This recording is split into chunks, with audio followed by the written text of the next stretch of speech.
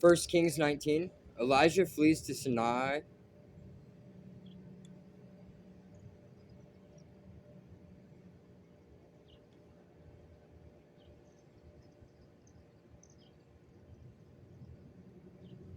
When Ahab got home, he told Jezebel everything Elijah had done, including the way he had killed all the prophets of Baal.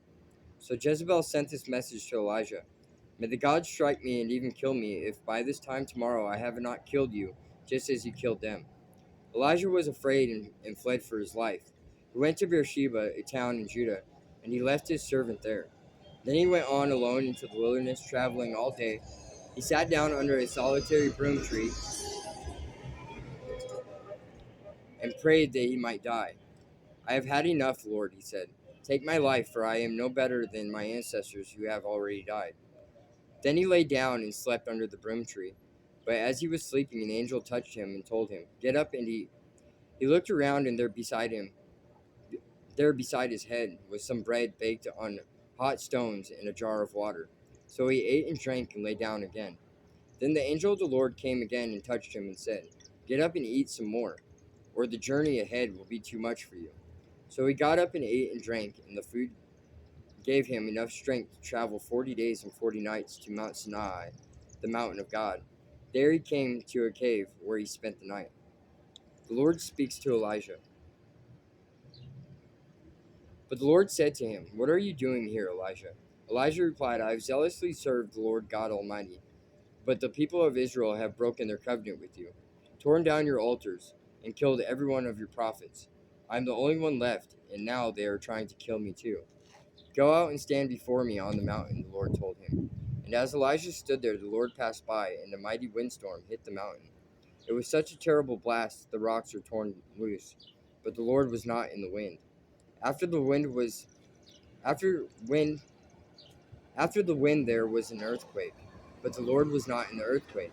And after the earthquake there was a fire, but the Lord was not in the fire. And after the fire there was the sound of a gentle whisper.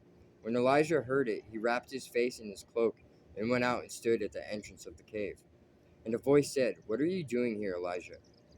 He replied, Again, I have zealously served the Lord God Almighty, but the people of Israel have broken their covenant with you, torn down your altars, and killed every one of your prophets. I am the only one left, and now they are trying to kill me too. Then the Lord told him, Go back the same way you came, and travel to the wilderness of Damascus. When you arrive there, anoint Hazael to be king of Aram, then anoint Jehu, grandson of Nimshi, to be king of Israel, and anoint Elisha, son of Shaphat, from the town of Abel Maholah, to replace you as my prophet. Anyone who escapes from Hazael will be killed by Jehu, and those who escape Jehu will be killed by Elisha. Yet I will preserve 7,000 others in Israel who have never bowed down to Baal or kissed him. The call of Elisha.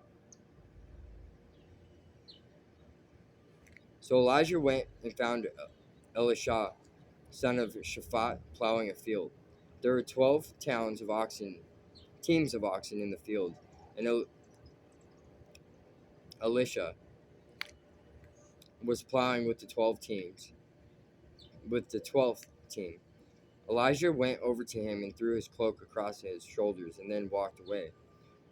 Elisha left the oxen standing there, ran after Elijah, and said to him, First let me go and kiss my father and mother goodbye, and then I will go with you. Elijah replied, Go on back, but think about what I have done to you. So Elisha returned to his oxen and slaughtered them. He used the wood from the plow to build a fire to roast their flesh. He passed around the meat to the townspeople, and they all ate.